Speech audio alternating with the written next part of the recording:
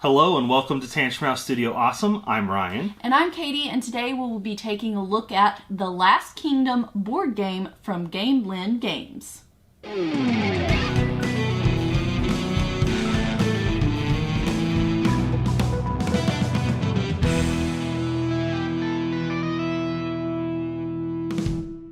The Last Kingdom board game is a game of political influence and battle manipulation by designer John D. Clare. We have a prototype of the game that some components or rules may change for the final product, but let's jump in and take a look. So this 2 to 5 player game is based on the popular book series and TV show The Last Kingdom. In the game, the players will take on the roles of the characters from the show, and they will navigate a world of shifting alliances in the 9th century of Britain's conflicts between the Saxons and Danes. The game takes place in 2 rounds of battles. Each round has a drafting phase where players pick and pass hands of cards to build out a plan for conflicts.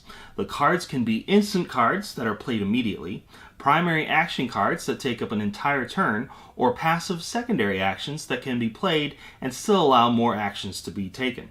The cards are integral to the player's game strategy. Cards can give you abilities like moving and adding armies, getting rid of armies, adding a hero to a region, or gaining extra action points to spend on market actions, along with others. After all the cards are drafted, the game then moves on to a conflict phase.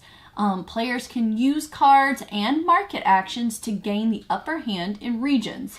Market actions are available for a certain amount of action points and will be moved to the most expensive tier after used.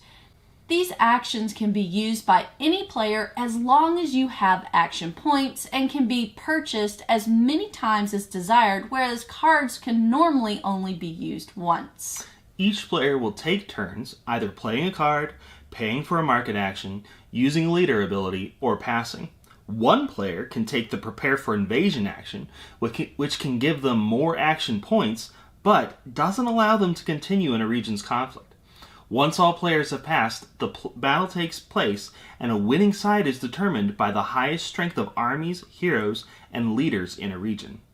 So either the Danes or the Saxons will win. The Danes are a unified group, but the Saxons are split between 3 factions. Each player starts aligned with either the Danes or the Saxons, but that can be changed during the game. In fact, it may be very advantageous to flip your alliance if you see a battle that you can't win. Points are given to the players aligned with the winning side. The amount of points will depend on how much affinity a player has with each faction. As a player moves up the affinity track, each army present will be worth more points.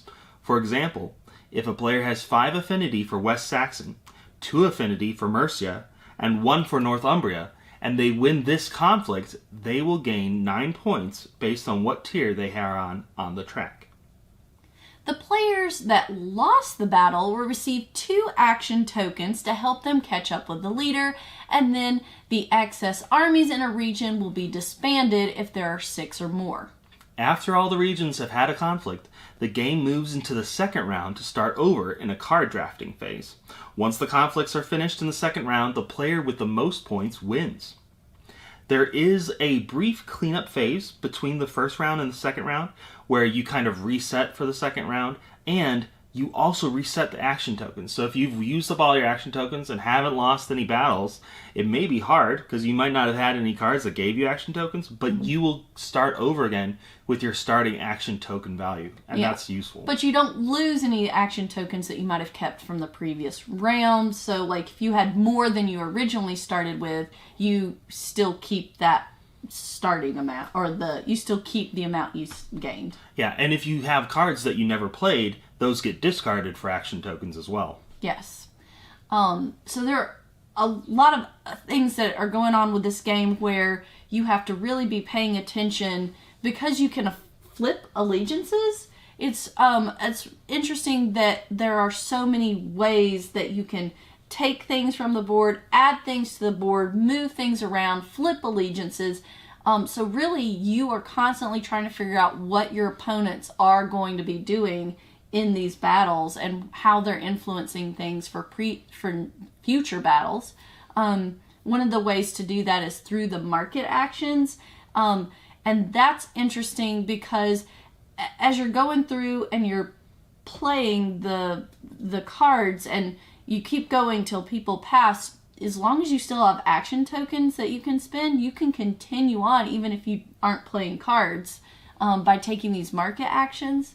I found those to be extremely useful as I was playing. And they're all set and they're all available for anybody to use. They're not secret, so they're like very open information of what people are doing and planning. So that's kind of interesting. There are the what are those things? The things that they're like blinders. Player screens. Player screens, thank you. That you can't see how many action tokens somebody has, so you try to keep up with it, but I found it to be very difficult. And there were a few times I was planning that I was thinking Ryan will have to pass because he didn't have any more cards, but he had extra action tokens, was not prepared for the actions he was going to take. And that really threw off my game strategy, just not being able to see how many action tokens he had left to spend on the market actions. There's definitely a asymmetrical nature to the leaders because some have the ability to contribute additional strength to a battle. Some have definitely a impetus to change their allegiance. It's very easy for them to switch back and forth depending on what region they're in. And then others, like King Alfred, they can't change their allegiance to Dane at all. They're stuck Saxon, but they get something as a consolation for if they would gain Danish affinity, this happens instead. Or if they would gain Danish allegiance, they get some points, I believe. So you definitely have to pay attention to what your leader can and can't do and plan your strategy around that. Yeah, and that being said, there are special cards that you get with your leader that only you have available to you. And those can be pretty powerful. And so that's interesting that there are always cards that are specific to the characters that you're playing with. Another thing that is in this game is having the ability to choose the next conflict location. So the conflict thing is when you choose if you choose to pass using the prepare for an invasion, you take a token, it looks like a little ship, you take that token and then you get to control where the next conflict is going to be, which takes you out of playing any more cards or actions for that round, but it is pretty powerful to be able to choose where that next conflict location is going to be. So there's that. There is a additional bonus, which we didn't mention, if you are on your own, either winning or losing. So if you're attacking or defending, and you're the only person that has either Danish affinity or Saxon affinity, or allegiance, I should say, when you win or lose, you get a bonus. So if you're the only person that won, you get a bonus 5 points. And if you're the only person that lost, you get a bonus 2 action tokens. Mm-hmm. So that plays into the strategy because when you are switching allegiance, you are not just getting, if you have less affinity, you're not just getting less points, you're also preventing even more points if there was only one other person with the allegiance of whoever's winning. Mm-hmm. So it's something to think about as you play. Yeah, so that's just like one extra thing to think about. The scoring based on the affinity is a really unique part of the game where you are constantly trying to push up those affinities so that whether the Danes are winning or the Saxons are winning, you are able to get points either way. Hopefully you're on the winning side. You can't, like you said, some players can't change their affinity. Some characters do flip-flop pretty easy, but most of them you have to spend action points to actually change their affinity. And so sometimes you just can't get on the winning side of a battle.